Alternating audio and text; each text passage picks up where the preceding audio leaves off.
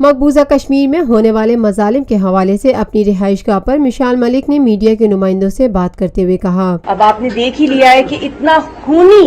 اتنا خونی ویلکم ہوا ہے رمضان کا کہ اس سے ایک رات پہلے سارے مقبوضہ جموں کشمیر میں ماتم تھا. 11 شہادتیں ہوگی جس میں ایک بہت ہی بہادر مجاہد تھے سبزار، ان کو شہید جس طرح کر دیا گیا، اور ان کے ساتھ انکاؤنٹر میں فیضان مظفر تھے، اور بھی بہت سے 11 لوگ تو یہ ٹوٹل تھے جو شہید ہو گئے. مگر اس کے علاوہ 400 سے زیادہ لوگ کرٹیکلی انجرڈ ہوئے، وہاں پہ اسپرے بلٹس کیا. تو یہ جب کبھی بھی وہاں رمضان آتا ہے، کیونکہ میں رمضان میں بہت دفعہ میں وہاں پہ ہوتی ہوں، اتنا مشکل ہوتا ہے ہمارے لیے وہاں پہ کہ لارڈ صاحب سحری کے ٹائم بھی کرفیو لگتا ہے، اور عین افطاری سے بھی 1 گھنٹہ پہلے کرفیو لگ جاتا ہے کہ لوگ باہر نہیں نکل سکتے کہ دکان سے کچھ لے لیں، مسجدوں میں نہیں جانے دیتے، پابندی لگ جاتی ہے. اتنا مشکل ہوتا ہے کہ وہاں پہ کوئی اپنا ریلیجس فریڈم یا اپنا جینے کا حق نہیں ہے، تو ریلیجس فریڈم یا حق خود ارادیت کیسے ملے گا؟ تو آپ جیسے لوگ جن کا اتنا انٹرنیشنل اسٹیچر ہے کشمیریوں کا، آپ کے لیے ایک پرائڈ ہے، اور پاکستانیوں کے لیے بھی، اور انسانیت کے لیے نیچرلی، کہ یہ اس اتنی کروشل مومنٹ پہ پہنچ گئی ہے کشمیر کی فریڈم سٹرگل. آپ سب واقف ہیں، برہان وانی 8 جولائی کو جو شہید ہوئے تھے، یہ ان کے ایسوسیٹ تھے، ان کے بیسٹ فرینڈ تھے، جو کہ رمضان سے 1 دن پہلے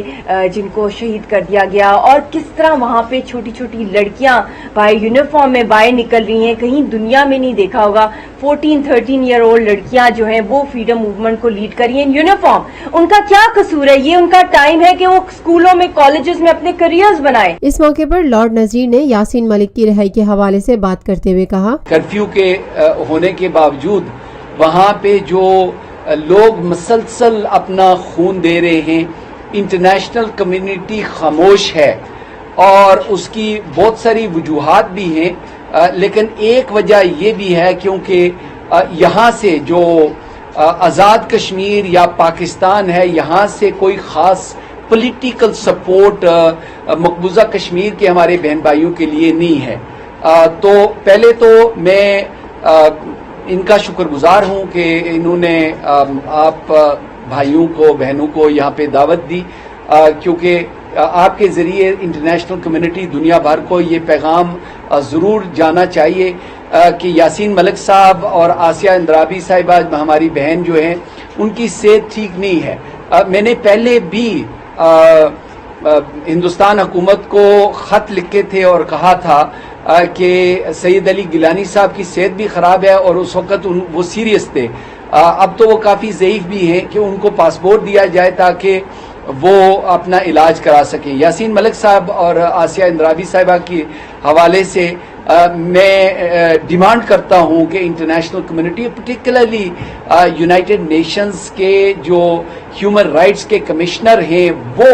پریشر ڈالیں ہندوستان کے اوپر، اور ڈیمانڈ کریں کہ یہ جو پولیٹیکل پرزنرز ہیں ان کو ریلیز کر کے ان کو اجازت دی جائے کہ وہ ابروڈ برطانیہ میں ہم علاج کروانے کے لیے تیار ہیں ان کے، اور اگر کہیں بھی اوورسیز اپنے علاج کے لیے ان کو اجازت دی جائے. Lotus Lake Towers, a groundbreaking endeavor by Lotus Properties.